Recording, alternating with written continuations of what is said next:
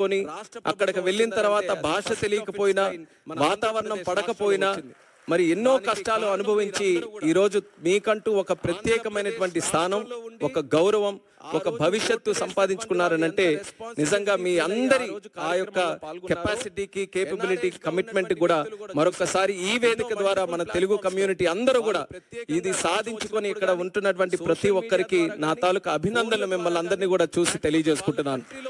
మరి ఈ రోజు తెలుగు వారి గురించి చెప్పాలనంటే మన ఎవరికంటే తక్కువ కాదు. ఆవకాయ అయినా, ఐటీ అయినా, గోదావరి అయినా, గ్లోబలైజేషన్ అయినా,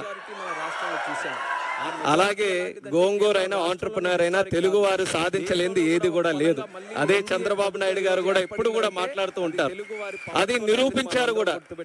ప్రపంచంలో ఎక్కడికి వెళ్ళినా సరే తెలుగు వారు, భారతీయులు ఎలాగో కనబడతారో ఆ భారతీయుల్లో ఖచ్చితంగా తెలుగు వారు ఉంటారు. ఎందుకనంటే వాళ్ళందరికీ కూడా కలుపుకొని వెళ్ళేటటువంటి తత్వం ఉంది, కష్టపడే తత్వం ఉంది, లాయల్టీ ఒకటి ఉంటుంది, అలాగే ఇన్నోవేటివ్నెస్, ఆంటర్ప్రినోరియల్ స్కిల్స్ అన్ని కూడా ఉంటాయి. కాబట్టి ఎక్కడ ఏ ఛాలెంజ్ వచ్చినా సరే ఆ ఛాలెంజ్ ని వెతుక్కుంటూ అది ఒక అవకాశంగా మార్చుకొని ముందుకు వచ్చేటటువంటిది మన తెలుగు కమ్యూనిటీ.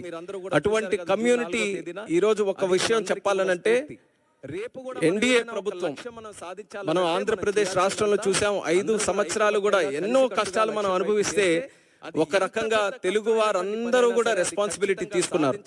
మనం గాని ఈ రోజు రియాక్ట్ అవ్వకపోతే రేపు నష్టపోయేది ఏదో ఒక తెలుగుదేశం పార్టీనో లేకపోతే ఒక రాజకీయ నాయకులో కొంతమంది వ్యక్తులో కాదు, యావత్ తెలుగు జాతి అందరం కూడా నష్టపోతామని ఆ రెస్పాన్సిబిలిటీ అందరూ కూడా తీసుకొని ఈ రోజు ఒక పెద్ద మెజారిటీతో, ఎప్పుడు ఊహించలేనటువంటి మెజారిటీతో, సుమారు 93% స్ట్రైక్ రేట్ తో ఒక రాష్ట్ర ప్రభుత్వం వచ్చిందనంటే అది ఫస్ట్ ఆఫ్ ఇట్స్ కైండ్ మన ఆంధ్రప్రదేశ్ రాష్ట్రంలో వచ్చింది. దానికి కారణం మీరందరూ కూడా చంద్రబాబు నాయుడు గారు ఆంధ్రప్రదేశ్ రాష్ట్రంలో ఉండి ఆ రోజు ఓటు వేసినటువంటి వాళ్ళు ఎంత రెస్పాన్సిబిలిటీ ఫీల్ అయ్యి ఆ రోజు కార్యక్రమంలో పాల్గొన్నారో ఎన్ఆర్ఐస్ గా ఉన్నటువంటి వ్యక్తులు కూడా చూసాం.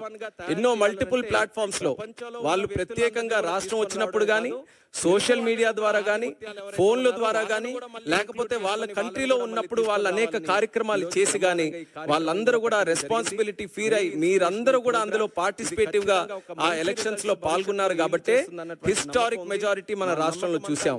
ఆ మెజారిటీ ఎలాంటిదంటే కేవలం రాష్ట్రంలోనే హిస్టారిక్ కాదు, దేశంలో కూడా ఒక ఫలంగా మళ్ళీ ఎన్డీఏ ప్రభుత్వం ఈ రోజు ఏర్పడిందనంటే అది తెలుగు వారి పవర్ తోనే అనేది మనం అందరం గుర్తుపెట్టుకోవాలి. అలాంటి ఎక్స్ట్రాడినరీ విక్టరీ మీరందరూ కూడా కల్పించారు. అది ఎందుకు చెప్తున్నానంటే మళ్ళీ మనం ఆ రోజులు గుర్తుపెట్టుకోవాలి. ఏం జరుగుతుందా అని భయపడుతున్నటువంటి రోజుల్లో ఒక కన్ఫ్యూజ్డ్